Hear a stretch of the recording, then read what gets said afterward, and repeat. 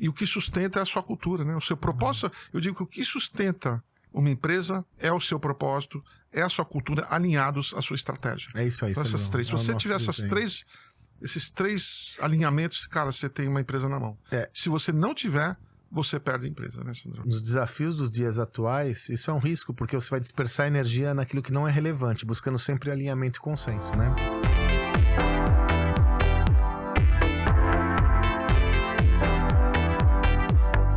Olá, eu sou Sandro Magaldi. E eu, José Salib Neto. Salibão. Somos autores de 9 livros de negócios, dentre eles o Novo Código da Cultura, tema do nosso papo aqui, e também protagonistas do Gestão do Amanhã Podcast. Esse encontro, né, que nós desenvolvemos com o objetivo de compartilhar nossos conteúdos para cada vez mais contribuir para que as pessoas se transformem, né, Salibão? Aí trocando também, né? Trocando com o Sandrão aqui, nossa troca, trocando com vocês, né? Pessoal mandando temas, mandando aí sugestões também, né? É uma maneira da gente estar próximos através do conteúdo, né, Sandrão? Nesse sentido, nosso objetivo hoje, veja, qual estratégia, uma das principais estratégias que as empresas mais valiosas, mais poderosas do mundo se utilizam para fortalecer sua cultura? Como elas conseguem transformar a cultura num vetor fundamental para sua performance? Elas utilizam um conjunto de processos, rituais e símbolos para contribuir, para fortalecer a mensagem que deve ser fortalecida, unindo todo mundo em prol do objetivo comum. São empresas que utilizam de artefatos como uma ferramenta essencial para fortalecer a sua cultura. Esse é o tema do nosso papo de hoje. Essa questão do artefato é fundamental, né, Salibão? Até o termo, ele é um termo um pouco rebuscado, mas ele é muito mais prático do que a gente imagina, né, Salibão? Com certeza. Quando nós começamos a pensar no nosso livro, o Novo Código da Cultura, que talvez é o livro de cultura mais vendido da história do Brasil. Da história do Brasil, seguramente. E um dos maiores do mundo, Sandro. Da história do Brasil, seguramente. Em termos de tiragem... Um dos maiores do mundo. Já chegando aí passando de 30 mil exemplares. Exatamente. Né? Nenhum livro de cultura vendeu mais de 30 mil no Brasil. A primeira coisa que veio em mente, quando a gente começou, era uma mesa de pebolim, né? Que a gente começou a ver empresas aí se debatendo com a transformação digital e ficou até cômico, né? Porque nos meus dias de HSM, onde eu visitava muitas empresas, né, pessoalmente, para vender, e de repente eu volto naquela empresa e aquela empresa está com uma mesa de pebolim, né? Mas continua a mesma empresa, Sandrão. Esse é o problema. Continua a mesma empresa, ela está com uma mesa de pebolim. Então, o título tentativa era Indo Além da Mesa de Pebolim, né, Sandrão? Que virou o primeiro capítulo. Virou o primeiro capítulo, né? É exatamente isso. Cultura é muito mais do que isso, e artefatos da cultura é uma pequena parte da cultura que está amarrada com as outras, não é independente. São interdependentes, né, Sandrão? Se for interdependente, é só mais uma mesa de pebolim numa sala. Exatamente. Agora, ela pode ter um significado grande desde que ela esteja integrada dentro do contexto, né, Sandrão? Vamos aprofundar isso? Antes, vamos lá fazer o pedido que a gente sempre faz. Assine o nosso canal aqui no YouTube para você ser notificado dos nossos episódios novos. Ativa lá o sininho. Toda sexta-feira, 18 horas, a gente entra com episódio novo, mas assina o sininho para você ser avisada sobre os nossos programas inéditos. Se você está ouvindo pelo Spotify, assine o Spotify, assim você vai ser notificada sempre que vier coisa nova. Além disso, compartilhe esse conteúdo com a turma, divide com o pessoal, vamos contribuir para que mais e mais pessoas tenham um repertório expandido e faça seu comentário aqui. O que você achou? Faz sentido, não faz? Tem alguma dúvida? Quer sugerir um tema para o podcast? Sugere, que a gente vai analisar todos com o maior carinho possível. Salibão, é interessante acho que talvez valha a pena a gente começar lá atrás. A cultura nunca foi um sistema tão valorizado quanto os dias atuais no mundo empresarial, né? É justamente devido a essas transformações todas por qual passa o mundo que as empresas identificaram que para que elas evoluam e se transformem, seria necessário uma inserção importante na sua cultura organizacional. Porém, há um autor que lá na década de 80, né, final de 70, começo de 80, já tinha esse entendimento claro e constrói essa lógica do iceberg da cultura. É o Edgar Schein, né, Salibão, que você teve a oportunidade de estar junto algumas vezes, né? O Schein é um dos precursores dessa visão e quando ele constrói esse iceberg da cultura, ele tangibiliza uma visão clara da cultura, né, Salibão? Pois é, Sandro, ele conseguiu explicar cultura. É interessante porque cultura é um tema novo dentro do mundo empresarial, né? Novo. Somente foi falado a partir dos anos 70, né? Sim. Até o Total. final dos anos 70, né? Até essa época, o mundo era visto com uma forma mais transacional, né? Perfeito. E as pessoas mais como executores, né? E aí a gente começa, nos anos 80, a ter o advento da globalização, a gente começa a necessitar de outros ingredientes dentro desse negócio. Perfeito. Para ajudar. E a gente, com a explosão do mundo digital, né, onde tudo é mais rápido, a gente tem sim trabalho remoto, mesmo que a empresa não tenha trabalho remoto, ela vai ter trabalho remoto. Vai ter né? trabalho remoto. Porque as pessoas estão andando para tudo quanto é lugar no mundo, é muito rápido. E o que sustenta é a sua cultura, né? O seu propósito. Eu digo que o que sustenta uma empresa é o seu propósito, é a sua cultura, alinhados à sua estratégia. É isso aí, Então, essas três. Se você tiver esses três alinhamentos, cara, você tem uma empresa na mão. Se você não tiver, você perde a empresa, né, Sandro? E nos desafios dos dias atuais, isso é um risco, porque você vai dispersar energia naquilo que não é relevante, buscando sempre alinhamento e consenso, né? Só para que você entenda o que é o iceberg do Schein, né? Uma cultura é composta por 3 componentes. Na parte mais visível da cultura, que é a ponta, o pico do iceberg, são os artefatos, que é o tema do nosso papo hoje. Os artefatos são todos aqueles elementos que simbolizam a cultura de uma organização. Porém, como o Salibão disse na introdução da nossa conversa, o artefato não é a cultura. A cultura começa a se consubstanciar de uma forma firme, profunda, quando a gente começa a submergir no iceberg. Na parte central, as normas e valores de uma organização. Via de regra, as normas são explícitas, regras mesmo, né? Então aqui, por exemplo, para que uma pessoa seja presidente, tem que ter passado pela área comercial. É uma regra, é uma norma que define um traço da cultura do negócio, a valorização de estar próximo ao cliente para ser um CEO. Isso é um dado simbólico. Ou podem ser valores que muitas vezes são implícitos, não são explícitos. Aqui a gente acredita na meritocracia e muitas vezes isso nem está escrito, mas você percebe como um valor essencial. A parte do meio do iceberg da cultura. Agora, aonde a cultura ela tem as suas entranhas mais sólidas é nas crenças e pressupostos básicos, que são os dogmas, aquilo que não está aberto à discussão, aquilo que está tão intrinsecamente relacionado com a cultura que ele está posto lá e foi sedimentado ao longo de décadas ou durante toda a história da empresa. Então, não é, Salibão? Para que a gente possa pensar numa cultura, eu enxergo o artefato como simbolismo, mas eu tenho que entender todo o simbólico que está expresso. O artefato ele expressa normas e valores que expressam crenças e pressupostos básicos, né? Com certeza, Sandrão. Tudo isso tem que ser orquestrado e trabalhado junto, né? Você não consegue falar de uma coisa sem a outra, né? Sem a outra. E o simbolismo é fundamental. Eu estava resgatando, Salibão, no Homo Deus, né? O livro do Yuval Harari. Ele comenta que o que diferencia o ser humano de outros seres é justamente a sua capacidade interpretativa de símbolos. E ele comenta sobre os mitos compartilhados. Os mitos compartilhados é o conjunto de símbolos que toda a sociedade utiliza para que ela tenha uma ideia única, desde os primórdios, desde o homem pré-histórico, né? Se você pegar todas as artes rupestres lá das cavernas, depois vem os totens, como eu expresso a cultura de uma comunidade por meio de símbolos. E esses mitos compartilhados, eles são compartilhados e de alguma forma eles denotam a visão do todo.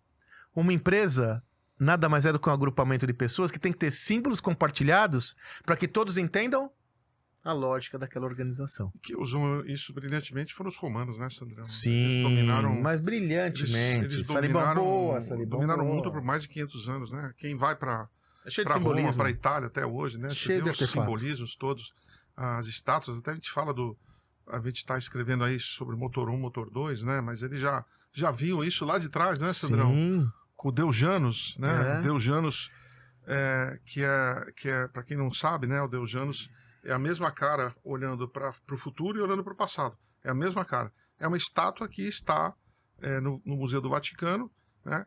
E que basicamente representa esse motor 1, motor 2. Simboliza a continuidade, motor 1, né? motor 2, né? E era interessante porque os romanos, quando eles conquistavam novos povos, eles pegavam o que tinha de melhor daquele povo, descartavam o que estava ruim e continuavam fazendo. E continuavam na jornada. Você está coberto de razão, Salibão. Se você pega Roma, Você vê como as civilizações antigas usaram muitos símbolos e artefatos. Sim. Roma, Coliseu, as estátuas. Quer dizer, se transpira. A cultura está presente. E olha que interessante, né, Celibão? A cultura está presente a despeito de ter acontecido há séculos passados. É como se estivesse ali, naquele momento. E tem um dado, um artefato cultural muito legal que você desenvolveu, eu tenho utilizado até aquele vídeo como referência. Como a cultura se fortalece de uma forma tão sólida que mesmo o agente principal, que foi o precursor daquilo, não estando mais presente, ela simboliza aquele negócio, que é o caso do Jobs com o One More Thing, né? Pois é, quem lembra dos lançamentos icônicos do Steve Jobs, toda vez que ele apresentava algum produto novo da Apple, né? Ele apresentava e chegava assim, One More Thing, né? Mais uma coisa, né? E depois ele continuava, e quando todo mundo achava que ele acabava, não, e o iPhone, One More Thing. Então, você via, né, naquelas 3 palavras, One More Thing, né?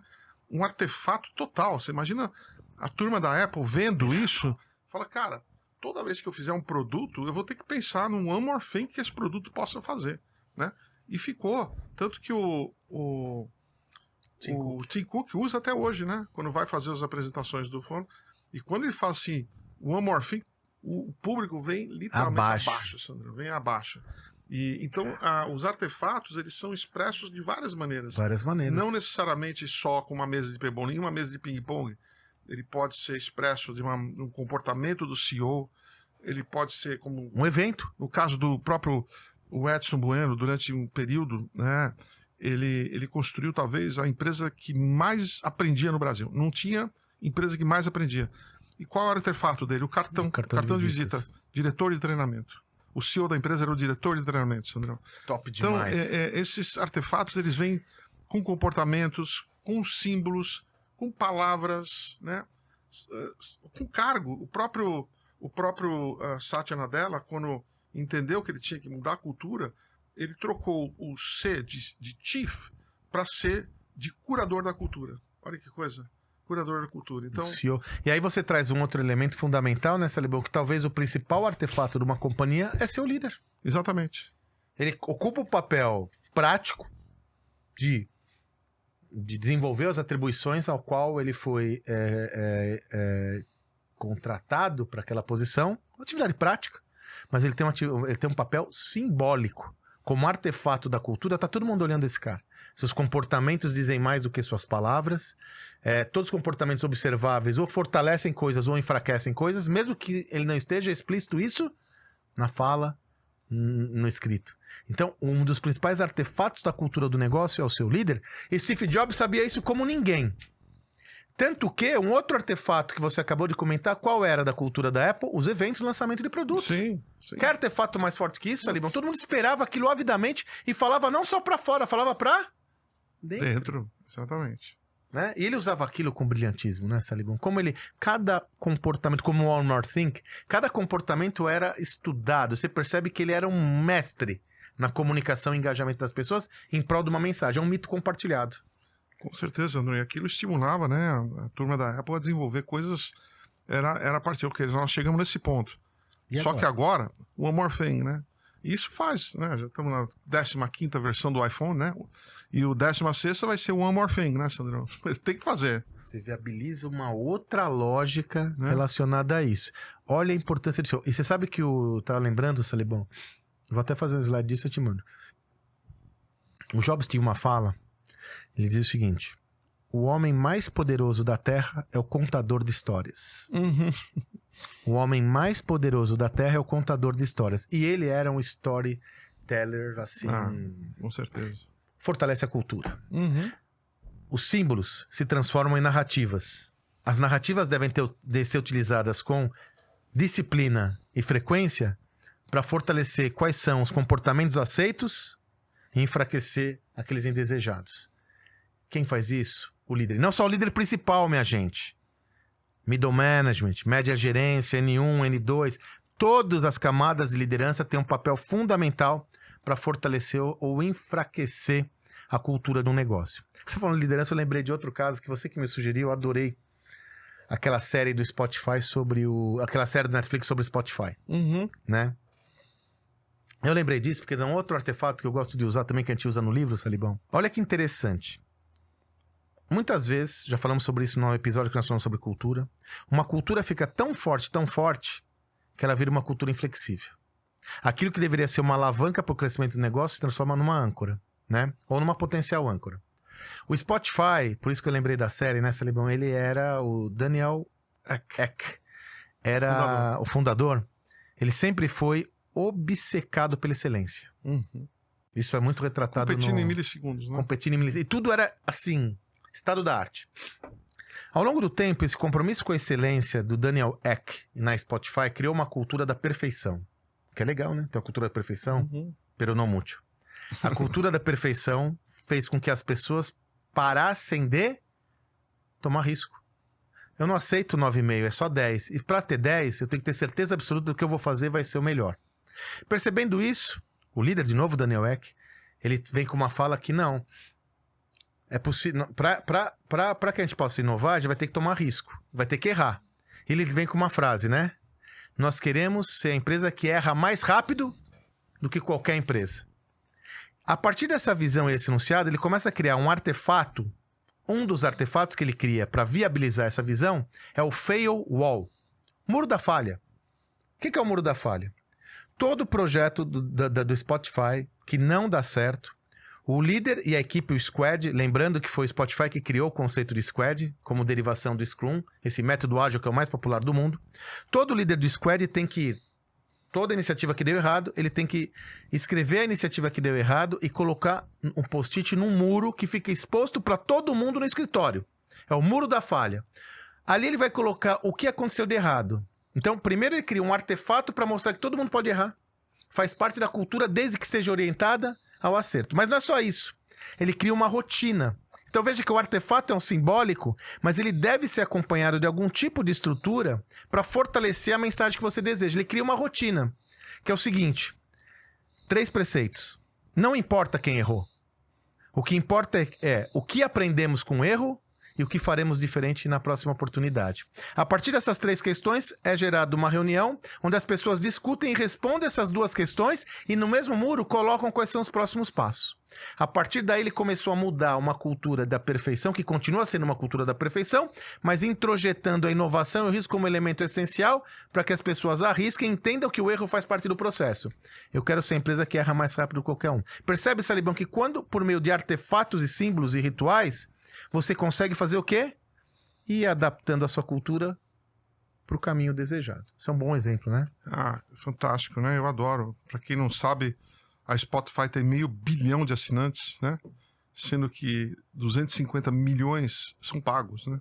São pagos. Então, É a maior streaming a maior plataforma de áudio do mundo e que continua se reinventando, né? Por isso que a inovação é um constante, né?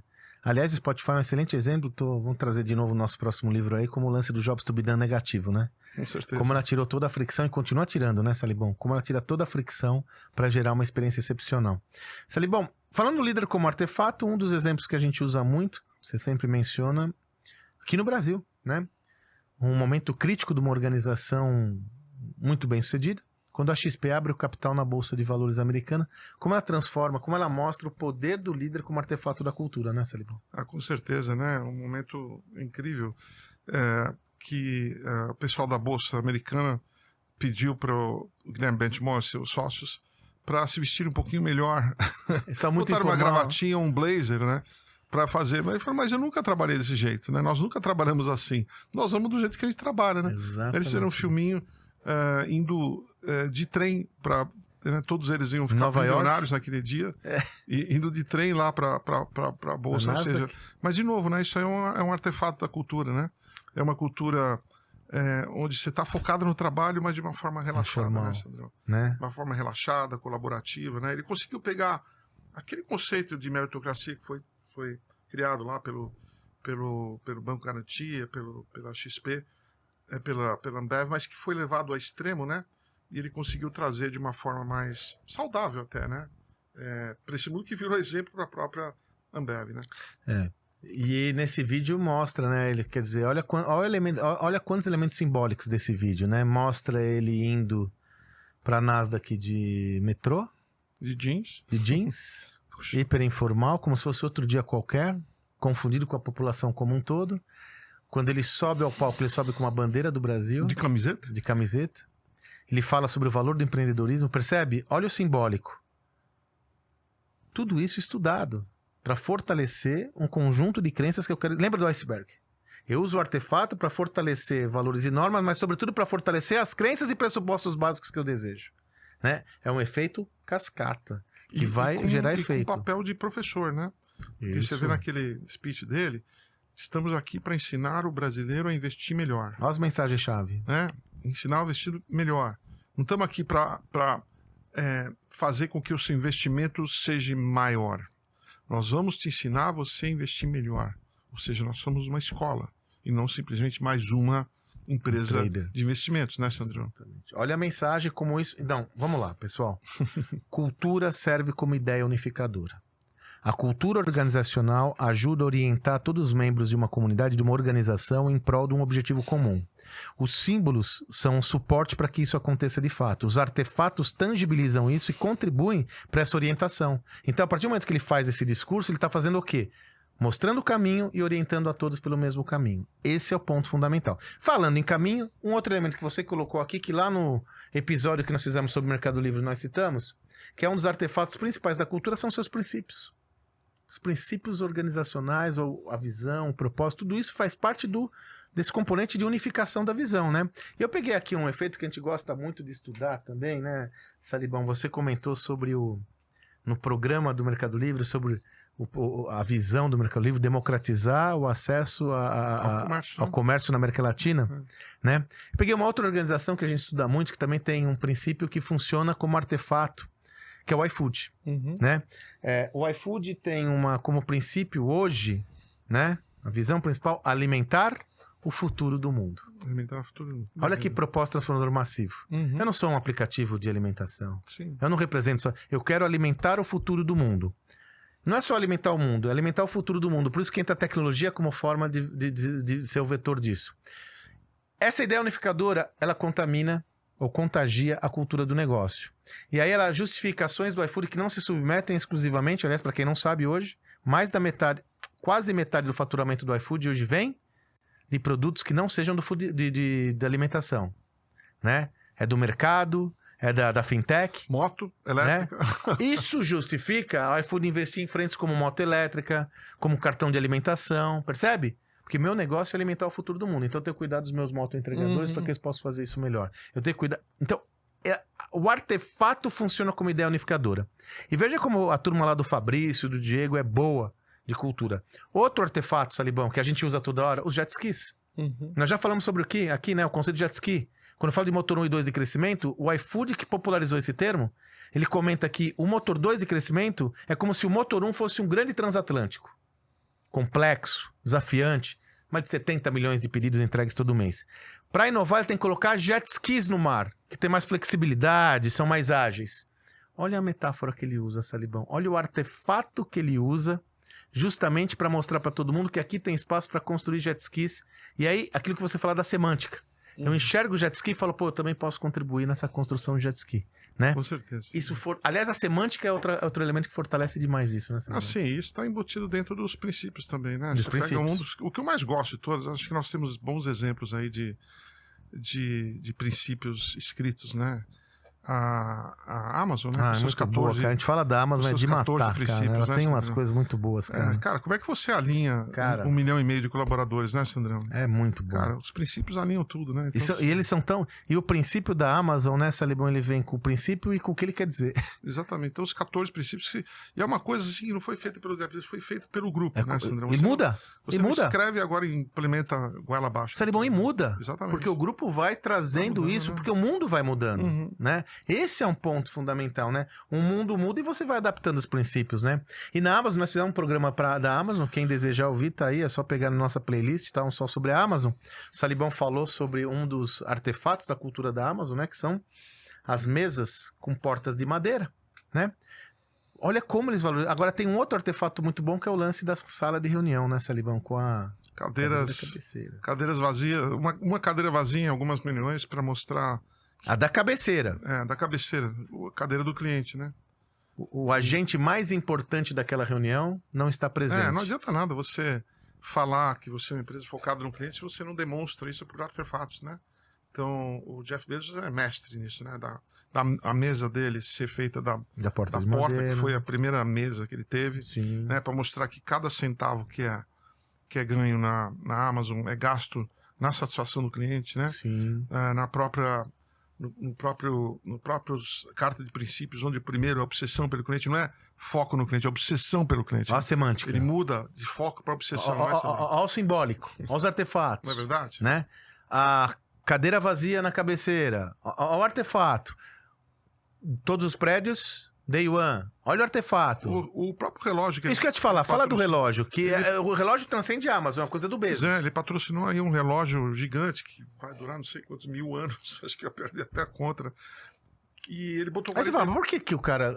42 milhões de dólares. Por que o cara coloca mais de 40 milhões de dólares para fazer um relógio? Coisa louca. Para mostrar que é tudo pensamento de longo prazo, né, Sandrão? Coisa incrível, né?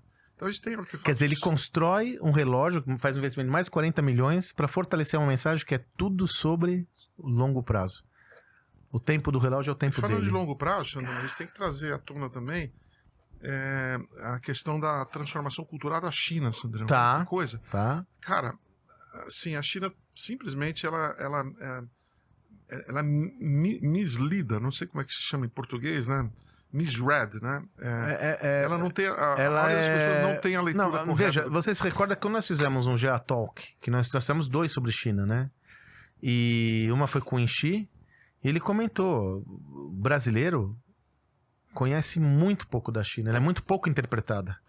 Né? É uma visão muito orientada a um conteúdo já existente, que vai muito na linha política, econômica, mas... O cenário de negócios da China tem muita lição a ser aprendida, que é derivada de uma visão de mundo.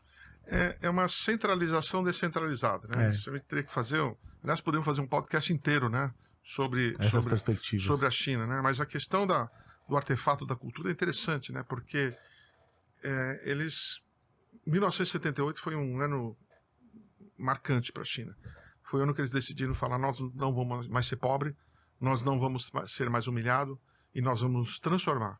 E eles fizeram tudo... Peraí, Salibão, só deixa eu falar uma coisa. 78, o PIB da China era quase igual ao do Brasil. Não, era igual. Você sabe que eu estava vendo um documentário na Netflix do One, lembra daquele conjunto One, né, do George Michael, né? George Michael. E eles foram o primeiro grupo a ser permitido a tocar na China. Senão eles mostram a China em 1980. A pobreza absoluta. O pessoal andando de bicicletinha, aquele chapeuzinho 1980, de cultivar arroz. Há pouco tempo atrás. Atrás, o ano que, alguns anos depois, a gente começou a HSM. Estava do outro lado da rua, Sandrão. É impressionante que eles conseguiram. Incrível, Salibão. Mas incrível mesmo. Assim, é outra história, mas uma das questões dos artefatos, né, e o comunismo tinha muito a ver com a imagem do Mao Tse Tung, né? Mao Tse Tung. Sim, que era a cara dele. Grande líder. Junto com o Lenin, né? Com a força do trabalho, né? E aí os chineses decidiram parar com isso, né? Para criar riqueza, né? Então eles aposentam, assim, de uma maneira... sutil até? Sutil. Aposentam a imagem do Mao Tse Tung, inclusive tirando uma mega estátua que tinham feito dele e trouxeram um filósofo chinês que estava muito à frente do seu tempo, Confúcio, 500 anos antes de Cristo, Sandrão. E trouxeram o cara agora para ser ensinado nas escolas. Que é uma visão, sim, disciplinada, é uma visão, sim, de levar a política a sério, sim, de disciplina, mas sim de conhecimento. E sim de desenvolvimento das pessoas. Médio e longo prazo. Olha que coisa. Então, o Confúcio veio à tona. É um símbolo, é um artefato de uma cultura. E mais, Salibão, esse exemplo é tão precioso. E eles queriam um exemplo, Sandrão, nessa transformação, nesse artefato, uma coisa que representasse os valores da China. Eles não pegaram simplesmente, não, agora vamos botar o Bill Gates de artefato. Sei lá, aqui. um empreendedor. vamos botar alguma coisa tradicional da China. E trouxeram um filósofo de 500 a.C. Salibão, esse exemplo é tão representativo que o artefato, o símbolo, o ritual, ele deve ser utilizado no processo de evolução da cultura. Se eu tenho uma visão de onde eu estou, para onde eu quero chegar, eu faço essa análise de gap e falo, puxa, eu preciso ter uma cultura com outros elementos. Eu uso artefatos e símbolos para me ajudar a me catapultar para o futuro. Quando ele usa o Confúcio, é justamente um olhar não da onde ele estava, mas para onde ele queria chegar. Exatamente. Sacou? Aí ele usa um artefato que simboliza isso, não funciona como ideia unificadora, para todo mundo construir essa caminhada. As empresas podem ter acesso a esses artefatos. As empresas podem desenvolver artefatos como esse, que eu diria mais, Salibão, com investimento baixo. Nada. A mesa da cabeceira lá, o fail wall, Geralmente cara, é mais barato ainda, né? Exato. O mais complicado é você ter profundidade de análise, de onde você tá, para onde você quer chegar.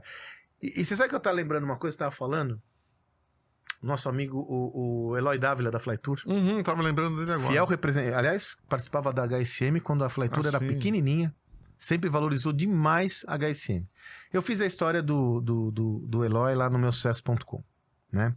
O Eloy tem uma história de vida muito importante, né? Ele foi um menino de rua, né? Foi um menino de rua. O Eloy Dávila morou em albergues em São Paulo São Paulo, Rio de Janeiro, durante um bom tempo.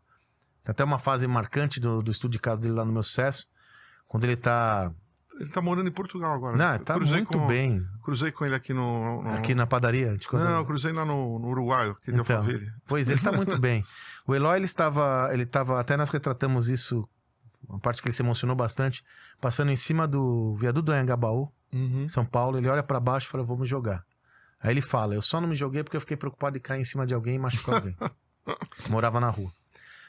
O Eloy, ele quando ele estava no Rio de Janeiro, ele era flanelinha, jovenzinho. E uma empreendedora, era a tia Augusta, né, Salibão? Na avó Estela, tia Estela, não tinha? Da Estela Barros, sim. Né, que levava as crianças para a Disney, era uma empresa líder nesse negócio. Tinha uma agência da Estela Barros e que ela, a própria Estela Barros, vendo aquele jovem esforçado e tal, falou, pô, não dorme na rua não, vem aqui, né? Tem um sofazinho aqui na agência, quando a gente fechar, você pode dormir no sofazinho na boa. E ela... E dito e feito, ele foi dormir no sofá da agência. E ela começou a ensinar ele práticas sobre o quê? Turismo. Ela desenvolveu o Eloy. Ele, com força de vontade, com toda a determinação, se desenvolveu, saiu da rua e se transformou no proprietário de uma das principais, que chegou a ser a maior agência de turismo corporativo do Brasil. Teve severos desafios aí na pandemia, hoje a Flytour foi vendida, mas o Eloy está muito bem, inclusive, como você colocou. Sim, é um querido, muito bem, feliz da vida e tal. Agora, o que eu chamo a atenção? Quando o Eloy começou o plano de expansão da Flytour, franquias, no Brasil todo, ele estabeleceu um critério para toda a loja aberta da Flytour. Qual? Teria que ter uma poltrona na abertura da loja. Para que toda hora que as pessoas entrassem lá, olhassem e falassem, ó, a gente veio dali. Nunca perde a humildade. Quando você ia na Flytour, na sede da Flytour, que era uma sede legal, nessa um prédio, tinha uma poltroninha na recepção como símbolo da importância desse negócio. Olha que forte esse símbolo, Salibão. As pessoas valorizam muito esse tipo de coisa. Narrativas, histórias. As pessoas valorizam demais, né? Eu já vi várias pessoas, né, olhando para aquilo lá e sabendo, né, o quanto de trabalho ter que vir daquilo lá, né, Sandrão? Que a empresa não chegou lá à toa, né? Agora que eu tô com 1.000 colaboradores, 2.000, não. Sabe quem me lembrei também agora, Salibão? Outro que admira demais a HSM, que eu também fiz a história no meu sucesso.com, o seu Lário Martins. O seu Lário Martins, na Martins Distribuidora, lá em Uberlândia, tem um centro de memória e o que tá destacado? A primeira bicicleta que ele fazia as entregas. Ele começou fazendo entrega com a bicicleta até se transformar na maior distribuidora do Brasil, com centenas de caminhões. Mas aqui, ó, essa empresa grande, todo mundo tem que olhar aquela bicicleta e falar, tá, a gente não pode perder a humildade, o espírito empreendedor, saber de onde a gente veio, Confúcio, né? Olhar para trás, olhar para frente, mas entendendo a minha essência. Eu sempre comento, né? Um dos maiores desafios hoje, com esse mundo de opções, é você olhar o futuro com os pés fincados no presente, sabendo de onde você veio. Os artefatos te ajudam nessa missão, nessa Salibão, de fortalecer todo esse elemento simbólico. A gente tem trabalhado muito com esse contexto nas empresas, né, Salibão? Eu não vejo outra... não tem empresa aqui estabelecida, né? São aquelas que vieram lá de trás, que não está passando de um jeito ou de outro para algum tipo de processo de evolução cultural, né, Sandrão? Porque o ambiente que eles foram forjados é totalmente diferente de tudo que a gente já viu hoje, né, Sandrão? As mudanças que sempre tiveram aí, só que vem de uma velocidade e profundidade que eu nunca vi na vida, Sandrão. Não tem. E se você não cria uma série de de artefatos, de crenças, pressupostos, né? Normas adaptados a esse mundo que nós vivemos, né, Sandrão? Gera essa narrativa, você não vai conseguir. Você não vai Salibão. conseguir fazer. Muito bom! A gente vai voltar a falar sobre cultura, né, Salibão? Porque é um dos adoramos elementos cultura, né, fundamentais. Salibão? Dá pra gente falar sobre muitos outros elementos, mas a gente queria deixar para você essa referência. Quais são as narrativas que você está construindo na sua empresa para fortalecer a sua cultura? Quais são os artefatos? Quais são os símbolos? Quais são os rituais? Qual é a sua cultura? Qual é a cultura desejada? Percebe? E não dá para você escapar dessa reflexão. E, de novo, dos exemplos que a gente colocou aqui, nenhum envolve investimentos milionários. É muito mais uma visão de mundo e a construção de um projeto orientado a isso. Salibão, o livro hoje tem a ver com a referência que você trouxe, né?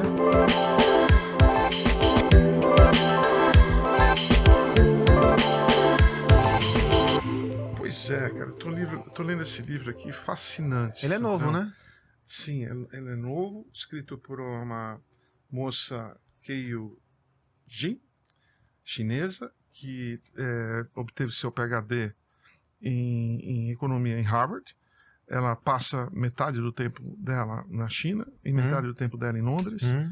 Escreveu um livro porque a China é muito incompreendida, né? É impressionante que tem gente que fala da China, mas que não tem noção realmente das transformações que aconteceram na China nos últimos 40 anos, né? Começou lá em 1978, quando os chineses decidiram acabar com a pobreza, né? Acabar com a humilhação que eles passavam por vários países, a sua população, e chamaram os melhores para ajudar no planejamento, inclusive o nosso Osiris Silva, né? Que é chamado pela China, mas não é chamado pelo Brasil. É reconhecido, né? Na China, né? Chamaram o Peter Drucker, né? Sim. E você vê que a mão do Drucker está em tudo quanto é lugar, né, Sandrão? E aí você vê o que aconteceu na China em 40 anos, né?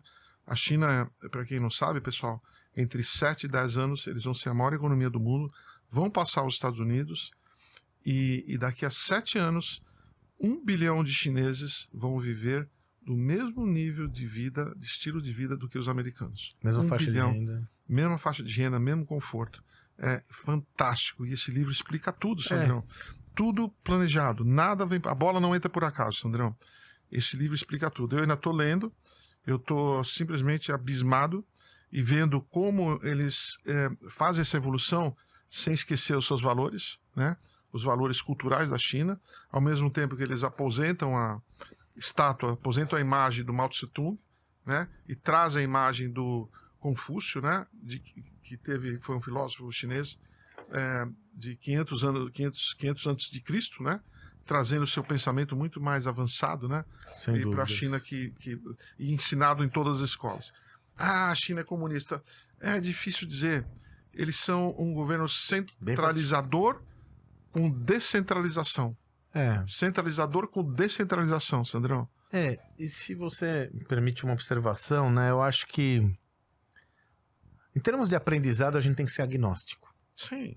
Não importa qual que é, não importa. Eu acho que assim, o que importa é qual é o entendimento que você tem sobre esse objeto, o que serve para você e o que não serve. Exatamente. Mas se a gente começar a ter preconceito quanto ao aprendizado, eu não vou ter a oportunidade de me aprofundar num fenômeno global e entender quais são os elementos aqui que fazem sentido para minha reflexão. E seguramente tem um monte, né, Salibão? Tem uma questão de estratégia muito bem executada, tem uma questão de propósito, cultura, visão, né? E é uma realidade inconteste. De novo, só 40 anos para construir o que eles construíram. E curioso, né, Salibão, que muito dessa construção está baseada no ambiente corporativo, né? Totalmente, né? É ancorada, não ao Estado pelo Estado, é como eles criaram um ambiente... Se você pegar, por exemplo, né, pega o Brasil, qual porcentagem da força de trabalho é empregada pelos governos? Eu não sei, mas é grande. É grande. Na China, 80% da força de trabalho é empregada pelo mundo iniciativa privada. 80%. Mesmo com o governo central. Mesmo com o governo central. 80%, Sandrão. Então, esse livro está aqui. Bem boa dica, o subtítulo já diz aqui, indo além do socialismo e do capitalismo. É exatamente isso. Não esquece isso. Vamos pensar um negócio? O capitalismo está tão em xeque hoje, né, Sandrão? Vamos pensar um negócio? Vamos pensar como isso cresceu. Esquece se é socialista, capitalista, se é do meio, se é do centro, se é esquerda e direita. Vamos pensar um negócio? Exatamente. Temos que estudar. Olha, num desses já talks que a gente falou foi justamente isso. Como a China é uma realidade. Todo empreendedor hoje já é impactado pela China. Já é impactado. Todo mundo. Se você tem uma empresa de varejo, é a Shein, todo mundo é. Como eu vou querer me integrar a esse contexto sem entender as suas nuances? Eu não vou conseguir. Outro pensamento imperativo para essa nova realidade, nova economia. Muito bom. Salibão, na nossa imersão em mentoria, a gente podia falar um pouco sobre isso, né? Com certeza, né? Ver os achados também, né? Eu acho que de integrar isso naquela lógica evolutiva, você já deve estar pensando nisso. Vai ajudar muito o entendimento do todo, né? Eu tô 20% do livro, Sandrão. Então, olha que coisa, né? Impressionante, né? Tô entrando na parte na hora que eles entram na tecnologia, né? Porque eles entraram na parte que eles sabiam que eles podiam competir, que era manufatura de custo baixo. E se especializaram nisso, Sandrão. Não tem país que produz mais barato que a China. Não existe, Sandrão. Simplesmente o know-how de produção deles é simplesmente fantástico. Agora eles recém estão tocando a tecnologia. A tecnologia é tudo que advém disso. O papel dele fala assim, não adianta a gente querer construir o Bill Gates aqui dentro sem ter a base aqui dentro. Sem ter a base. A hora que você tem a base, agora que entra a tecnologia, meu Deus do céu, Sandrão. Coisas incríveis. Sabe o que é legal disso, Sandrão? É que a gente vê gente com saúde, gente próspera, conhecimento, todo mundo atuando junto. E governo, cara, a gente está no mundo para viver bem. Né? Exatamente. Não é verdade? Não há dúvida. É exatamente isso. Nós falamos da imersão pelo seguinte, 2024 a gente inaugura nosso calendário de eventos no final de fevereiro com a nossa imersão em mentoria e gestão do amanhã na prática. É o equivalente ao nosso executive, o nosso master, é o nosso projeto mais completo, né, Salibão? A gente divide em 4 building blocks, tudo sobre inovação e ambiente, estratégia, cultura e liderança. Nós apresentamos as aulas com aplicações práticas de casos e trazemos convidados da pesada. O último evento que a gente trouxe tinha 6 convidados para tangibilizar tudo isso de uma forma prática. No final desses quatro encontros, você sai com um playbook para viabilizar a transformação em seu negócio. Além disso, além das aulas, das masterclass, dos convidados, dos hands-on sessions, das dinâmicas, nós temos a mentoria. Uma sessão de mentoria coletiva, uma comigo, uma com o Salibão, onde você vai poder esclarecer toda a sua dúvida e aprender com os participantes do grupo. E, além disso, todos os participantes da nossa comunidade têm nosso WhatsApp. Tem uma dúvida, uma questão de negócio. Pô, precisava ali, estou pensando na minha expansão, quem pode ajudar, como pode ajudar, você vai poder compartilhar conosco sua dúvida e nós vamos te ajudar, né, Salibão? Como temos ajudado mais de 500 pessoas que já passaram pelo nosso projeto. Venda, uma venda de uma empresa, uma mudança de cargo, fica no país ou sai do país. As pessoas sabem que nos tem para sempre. Fazem parte de uma comunidade bacana. Uma que aprende com a outra. E que traz bastante prosperidade, né? Só para você ter uma ideia, nosso NPS beira 97 e 98. Né? É incrível. Só que é o seguinte, mesmo com o NPS 97 e 98, quem participa do evento tem a garantia que vai ter todas as necessidades atendidas. Né, que nós temos, né? Exatamente. Então é assim, como funciona? Você fez todo o programa, nunca aconteceu, mas se acontecer não gostou, eu te devolvo o dinheiro, não tem problema. Nosso compromisso é com a criação de valor. E como o Salibão nunca tiver que fazer isso, mas se tiver que fazer, não tem problema nenhum. Nosso NPS é, como diz, 97, 98 e tal. Aliás, somos presenteados pelos nossos participantes. Né? Mais do que isso, né, Salibão? Mais do que isso, temos a honra de ter um carinho incrível pelos participantes que nunca nos deixam, ainda bem. E como o Salibão disse, e nessa linha do Lifelong Learning, quem participa da imersão entra para a comunidade todo mês um encontro online de um tema relevante com convidados da pesada, são os GA Talks. Por exemplo, a gente vai ter tivemos um GA Talk sobre inteligência artificial aplicada, já teve um GA Talk Paulo Veras, da 99 Táxi, Renata Vick, da Copenhagen, traz um pessoal da pesada para interagir com os nossos GAs. Gestores do amanhã. Gestores do amanhã. Beleza? Mais uma, Salibão, antes de você ir embora aí, segue a gente aqui no YouTube, né? Dá um follow, pega lá o sininho para receber a notificação dos nossos episódios inéditos. Você tá no Spotify, assina o Spotify. Tá no Spotify, dá 5 estrelinhas aí, faz uma avaliação legal se você gostou. E mais, faz seu comentário aqui, o que você quer ouvir? Qual é o tema? O que você quer compartilhar conosco? Nós lemos todos os comentários porque a gente faz isso pra você. Beleza? Nos acompanhem, nós somos imparáveis. Semana que vem tem mais. Valeu! Abraço.